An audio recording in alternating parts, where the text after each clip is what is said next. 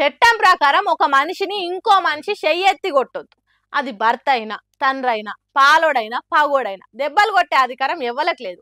ఆఖరికి పోలీసులకు కూడా దొంగలను కొట్టే అధికారం లేదు.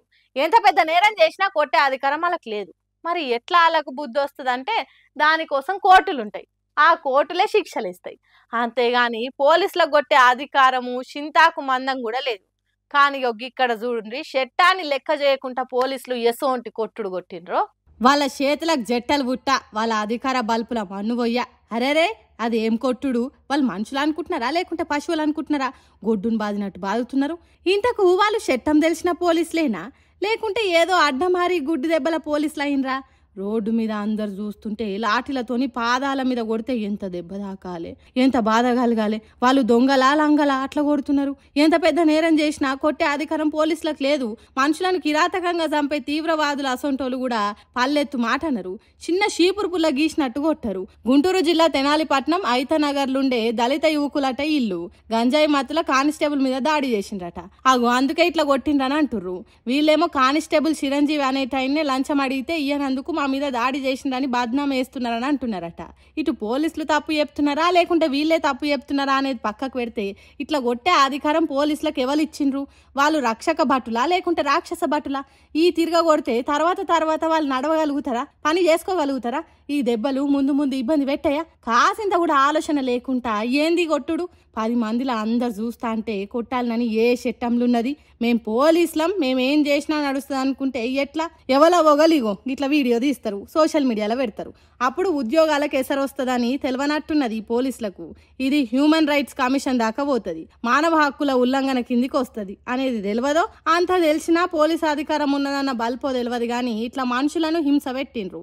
అసలే పెద్ద కుల పోలను వదిలిపెట్టి చిన్న కులాల జనాల మీదనే పోలీసులు తమ ప్రతాపం చూపిస్తున్నారు అనే బద్నాం ఆల్రెడీ పోలీసుల మీద ఉన్నది. అది నిజమే అన్నట్టు ఇక్కడ ఇట్లా చేసిండ్రు. అదే కానిస్టేబుల్ మీద పెద్ద కులపోలు దాడి చేస్తే ఇట్లా నడి రోడ్డు మీద కొట్టేటోళ్ళేనా పోలీసులు? సార్లు, ఏపీ పోలీస్ పెద్ద సార్లు, మీ పోలీసులు ఇంతటి ఘనకార్యం చేసినందుకు గట్టి చర్యలు తీసుకోండి, లేకుంటే సామాన్య జనాన్ని సావగొడతారు. ఎండాకాలం మర్చిపోయే, వానాకాలం ఎంట్రీ ఇచ్చిందంటే చెలో పండుగలు షురువు అయినట్టే. జూన్ జూలైలో ఆడోళ్ళ బోనాల జోరుంటే ఆగస్టులో మగ పోరగాన్లు మస్తు కాయిషి చూపించే సంబరం గదే గణపతి పండుగ ఉంటది. ఆ బొజ్జ గణపయ్య పండుగ వార్తింటే అందరికి ఫస్ట్ యాదికొచ్చేది ఖైరతాబాద్ మహాగణపతి. మరి ఈ తాప ఖైరతాబాద్ గణేశుడు ఏ రూపంలో దర్శనం ఇస్తుండు, ఎన్ని అడుగులుండబోతుండు, గా ముచ్చట పురాగాల్సుకుందాం పాన్రి. గణేష్ నవరాత్రులు అంటే అందరి మెదళ్ళల్లా మొదలు తట్టేది ఖైరతాబాద్ గణపయ్యనే. ప్రతి తాప ఇంత పెద్ద భారీ బొజ్జ గణపయ్యను దర్శనం చేసుకునేందుకు 2 తెలుగు రాష్ట్రాల నుంచే కాకుండా దేశం నలుమూలల నుంచి మస్తు మంది భక్తులు వస్తుంటారు. ఉన్న కాడనే ఈ గణపయ్యను వేర్చి నవరాత్రులు పూజలు అందుకున్నాక తీసుకుపోయి ట్యాంక్ బండ్ల నిమజ్జనం చేస్తారు. తాపకు ఒక్కో రూపంతో కనిపించే ఖైరతాబాద్ వినాయకుడు ఈ తాప ఎట్లా దర్శనం ఇయ్యబోతుండో ఖైరతాబాద్ గణేష్ ఉత్సవ కమిటోళ్ళు చెప్పిర్రు. జూన్ 6 తారీఖు నిర్జల ఏకాదశి నాడు విగ్రహం తయారీకి తొలి అడుగుగా కర్రె పూజ చేస్తారట.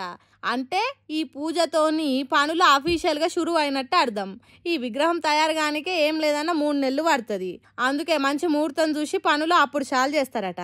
1954లో ఖైరతాబాద్ లో వినాయకుని వెట్టుడు షురు చేస్తే అప్పటి సంది తాపకు అడుగులు పెంచుకుంటా తీరు రూపాలల్లా చూపిస్తుర్రు. పోయినసారికి 70 ఏళ్ళు పూర్తయినందుకు 70 అడుగుల గణపయ్యను చేసిర్రు. మరి ఈ తాప ఎన్ని అడుగులు ఉంటాడో, ఏ రూపంలో ఉంటాడో ముందు మెల్లగా ఒక్కొక్కటి బయట పడుతుంది.